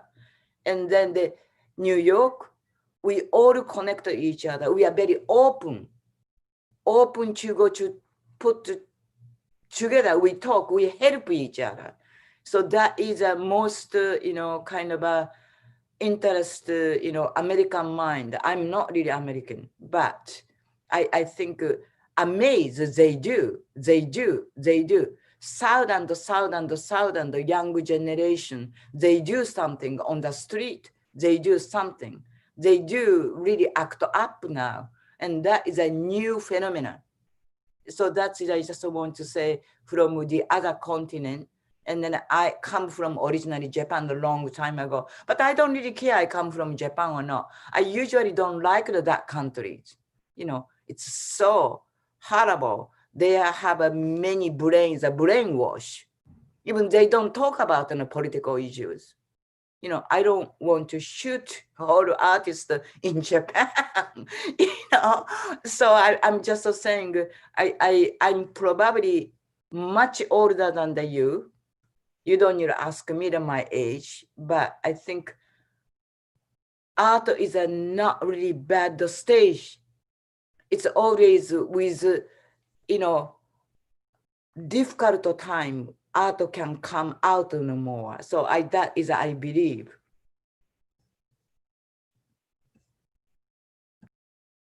Thank you, Yoshiko. You know, I met with Yoshiko while she was traveling to Afghanistan and had a pause in her way to Afghanistan in Istanbul, in Çatı. Really, it was a nice coincidence for me. And I don't know how old she is, but when I talk her about Ellen Ginsberg, she shows, I had a movie with Ellen Ginsberg. When I talk about Philip Glass, I know, we can use that song of Philip Glass.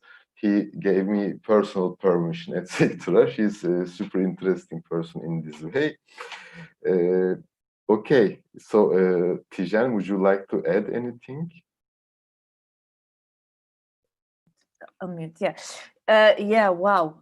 So much. I'm just trying to pick up on words, trying to feel you all. So there's so many things. By the way, Raul, your English is fantastic. That's the first thing I want to say. And yeah, just picking up on what Yoshiko was saying, or one of the layers she was touching on was about, who is an artist? What is an artist? It was what I said before about, an independent, a human. So and the borderline between and what is an artist? Why art? Is a question that is being asked a lot. Why art now? Also, just to pick up on what everybody is saying, I think also what is happening, all the questions we are asking now, and I say we, I don't just mean we here, us, but we're all already there. I think that is very clear for everybody, that these are not new thoughts, new questions. Something, a lot is just coming, is being brought up by the tide of where we are now. Just to also bring it back to where I am now in Belgium, also talking about, I'm picking up on words, unity, trade. Also, as far as in Belgium is concerned, we have so many cultural institutions, houses. It's an overload in a way, which is fantastic.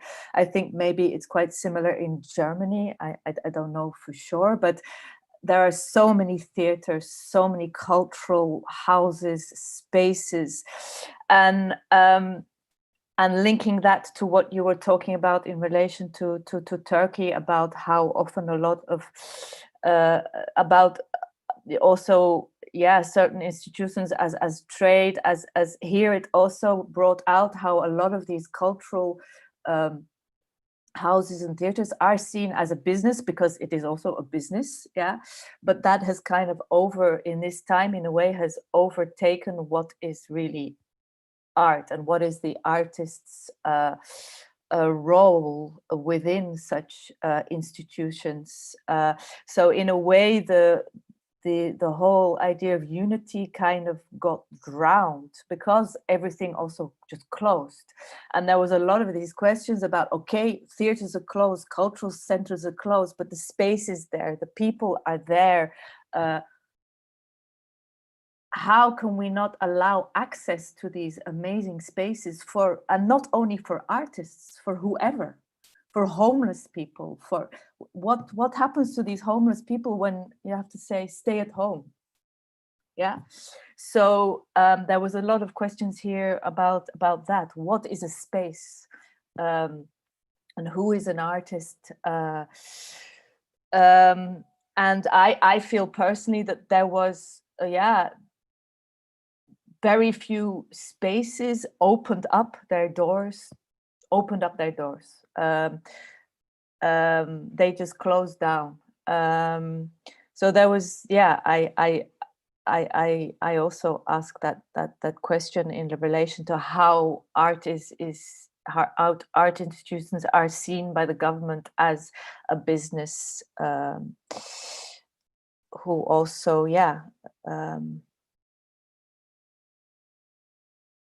just shut down. And also the thing of the borderlines, and how we travel as artists, as humans, and that is the traveling, the moving, whether it's in your mind, body, or physically crossing a border, is what an artist is in many ways. Also going back to what Felix was saying about the meeting of somebody, whoever that is, wherever that is, whether it's for 1 second or for a longer time, that is what then invites to create a situation. You always have the choice to then create a situation out of that. It's about the meeting. There's so much to say. I don't know where to go. Yeah. Thank you, Tijen. Marios? I'm gonna prepare the room because my guests are coming to perform for them. There's only this room right now where I can practice my art. I would like to just mention this because a border now to me is if the neighbor can come in the house and I can move his or her heart. It was not the case some 2 years ago, even 1 year ago. And I would like to also mention that because I grew up feeling afraid of the idea of Turkey, because I come from Cyprus and there was this political situation and I had to be this border and there's flags, and I grew up thinking that Turkish people are monsters. And the first time I saw a Turkish person, I was 18 actually, and I nearly dropped the tray. I was working at a restaurant in Athens and he said, "Oh, I'm Turkish." And I thought, oh God. And I grew up with this. There's this line dividing the island, and the enemies were there. And then the border opened, and then we could go.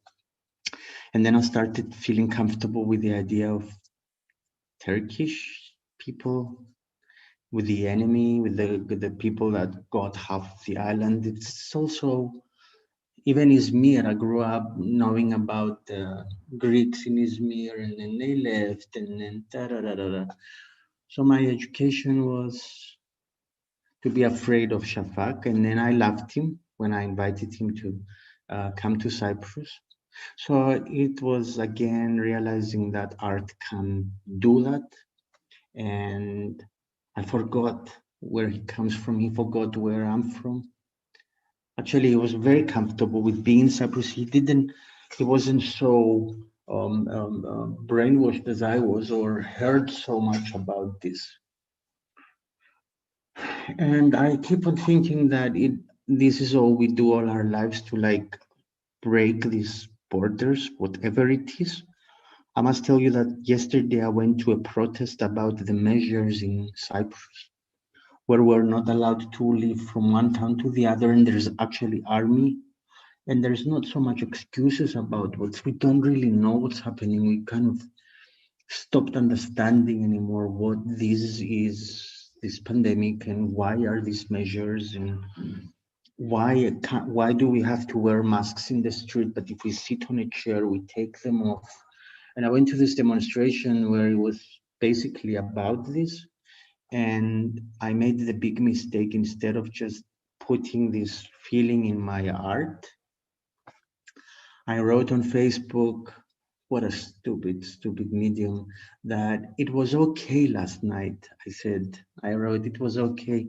And people started attacking me that I'm far right wing, I'm an extremist, because these people were extremists, and there was fires afterwards, and I found out afterwards, and I thought, oh my God, I'm a fascist, I'm a right wing. And then I realized that the only place where I can hide is a monologue of the Diary of a Madman, and is a performance where people can come, and then, I mean, even friends of mine who are artists started attacking me verbally now on Facebook, because I went there last night just asking why are these measures, and there has been a scandal in my country where the politicians have been selling passports to criminals to get money. It is such a mixed situation of so much happening. And the only thing that you can think of, thank God we have, you know, the performances that we can hide into and under and through, and like just not participate in anything. I don't want to go to any other demonstration in my life. I just want to be in the room and do theater until someone says magic, no more virus, no more right wings, no more passports to criminals. You can come out now, go and find the stage, and now people are allowed to come to the theaters, and you're allowed to travel. Oh God. I know it's just a pandemic that is going to end, but it started bringing out these feelings which are not just a pandemic, and it scares me. And I can only think that we are lucky that we can hide in either a castle or a room, or and I don't know, hope. And the more the time has passed, I feel connected to you, and I am thankful also. I've been afraid because on my screen there has been this threat coming, because I went to this thing last night, like I'm a fascist, and I was like, okay. And I just realized that thank God there is what we do, because at least there nobody can accuse you. Just do Nikolai Gogol. It's the safest way to say stuff about whatever might be happening that we do not know. I regret that I wrote on Facebook. I regret. I just want to do theater and invite you all. I don't know, you know, and be invited. Yes. Bless. Thank you. Thank you, Marios. Yes, stay away from real politics and stay away from Facebook, Marios. It is not for you. Felix, would you like to add anything?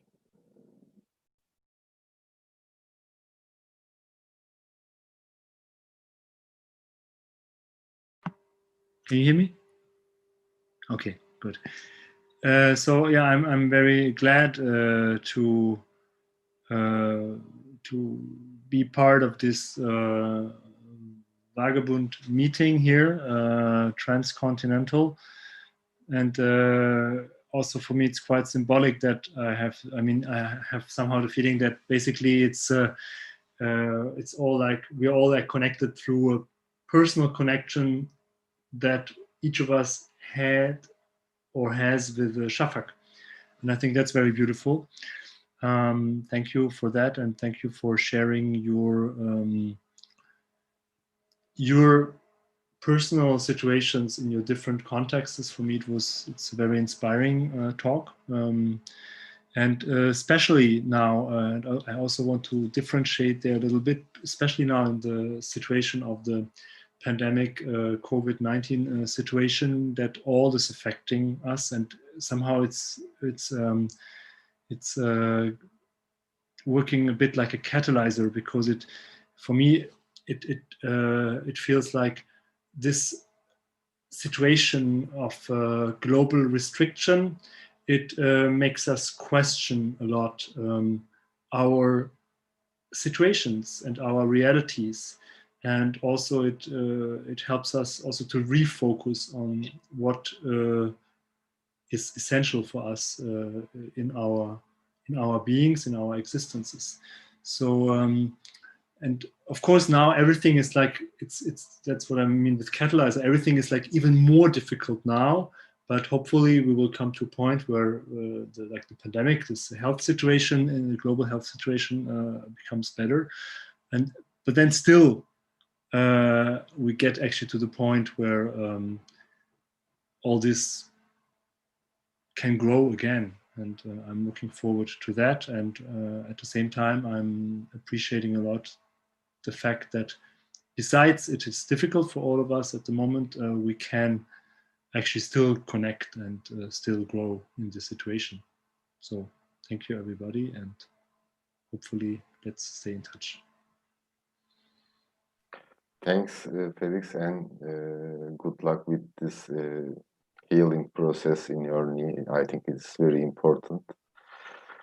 Thank you. And Raul, would you like to add something with your perfect English?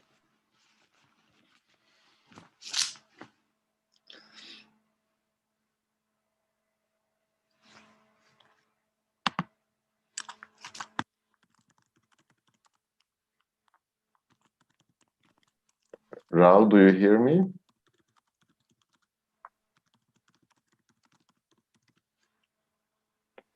Yeah, maybe I can come to Raul later.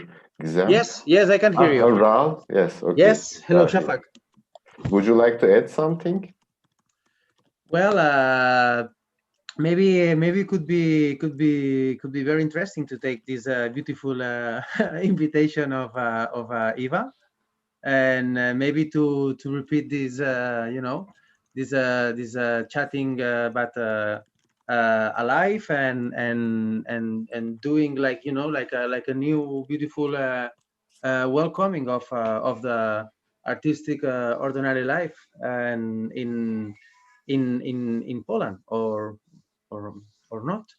And well, that I just wanted to say that I really don't know, but we just need to keep on creating, to keep on helping, to keep on fighting, and to keep on learning and doing things, because we cannot stop, and we cannot just to be like complaining, and it's very true that it's so hard that if you spend a lot of time and you spend a lot of money and you spend a lot of energy doing projects which is so interesting, to keep on saying and saying things and creating for for give some light or enlightenment or just for just for the beautiful process of create. We need maybe to share more experiences and maybe artists we have to be more in more how can I say that, maybe we have to make more politics, and because our personal approaching of life, I think that it's useful and it's interesting and it's different, and maybe sometimes we are just fighting alone, and it's so hard to work alone, to walk alone, and to fight alone.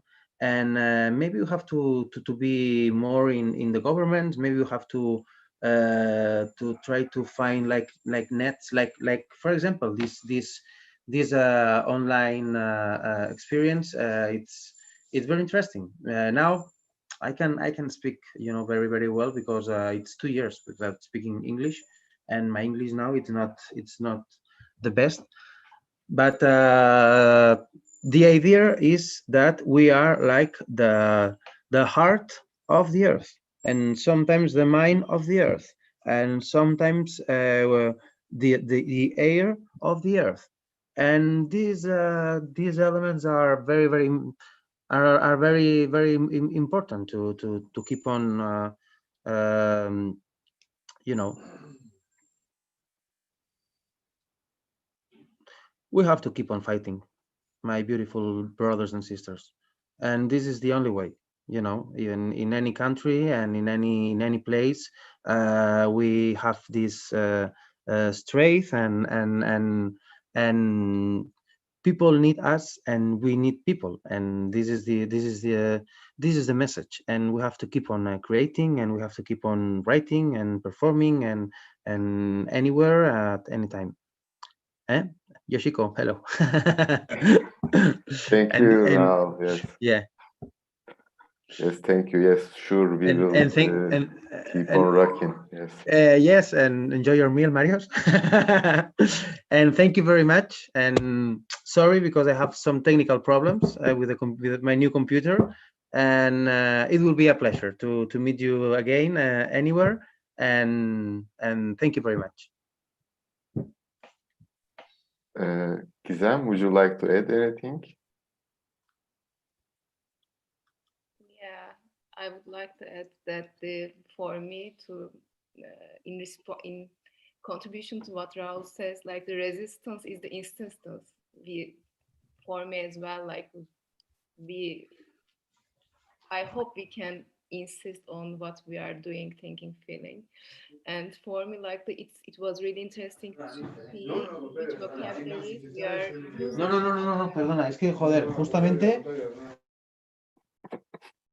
It was really nice and interesting to see in which vocabularies we were using to address the problems as artists we are facing with, and the diversity, and to see how systemic pressure on us to like articulate some kind of problems in some ways. And I think for me to within this conversation, it was important to rethink about what is independence and what is dependence, and how art can interdependent, and or in my perspective, how artists are really like shifting attention to this interdependency towards environment, towards political environment, towards economic atmosphere, towards social cultural atmosphere. And this diversity and interdependence, I think, yeah, it will stay with me after this session. And I think, yeah, I can just want to add that, like, yeah, the history is written our bodies, and how can participate into this co-writing of histories with our bodies, within our bodies, and like how can be more active, observant, resistant, how can we juggling with these different kind of care towards ourselves and towards the universe. And it may not be easy, but like I think art can like point out that our bodies are capable of juggling with these different dynamics at the same time, and different types of care. And as artists, we can support, and we can support each other in this journey. Yeah, thank you. I just want to add this. Thanks, Gizem, for this attention which you took to the word independent. Actually, when I say independent, I was meaning that independent like financially, not being founded by any kind of institute regularly, actually, but sure, we are not independent from politics or ecology or anything. We are really interdependent with this other dimensions of the life. And Gabi, sorry, where are you? Yes, would you like to add anything?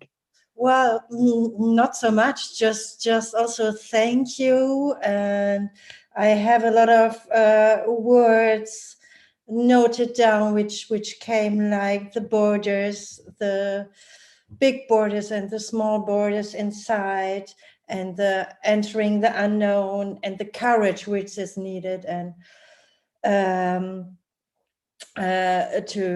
to find the freedom in all what is surrounding us, and what is, yeah, I just want to thank you for gathering all these different people which have all the aim and the courage to go for something what is their vision of art, and even if there's resistance in the world. And it's just amazing to see that that there's no questioning. It's just a need to do it, for all these people which gathered here. And yeah, thank you. That's just a pleasure. Thanks, Gabi. Eva, do you also have some last words?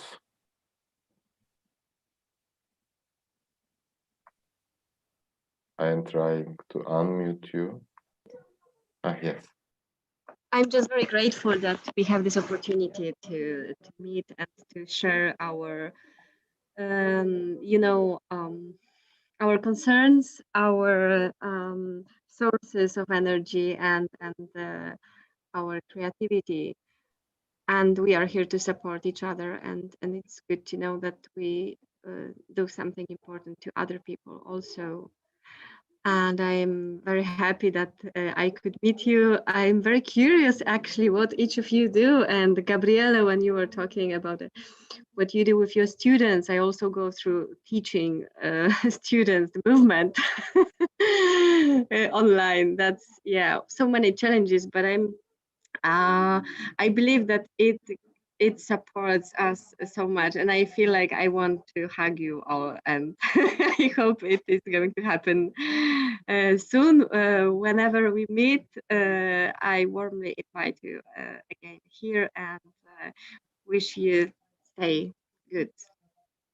And yeah, thank you, Safak, for organizing everything. It's really amazing, fantastic idea.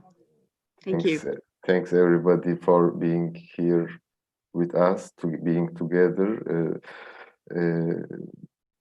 We were together with Yoshiko Chuma from New York, Felix Burkle from Düsseldorf, Gabi Koch from Düsseldorf, Ioannou from Limassol, Cyprus, Raul Morena, Supervia from Barcelona, Spain, Sybrig Dokter from Stockholm, Sweden, Gizem Aksu from Istanbul and Berlin, Eva Zurakowska from Gorzanow, Poland, and Tijen from Ghent and Belgium.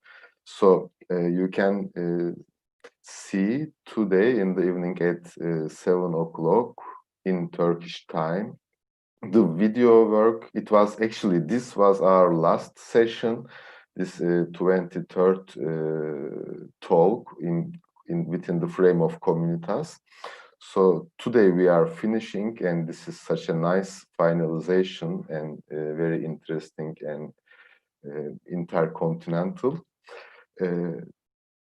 At 7 o'clock in Turkish time in our YouTube channel, you can see the video work under the title of Communitas from Deniz Güngören, Rafet Aslan, İlyas Sotman, Sevcan Sönmez, and Su Güzey.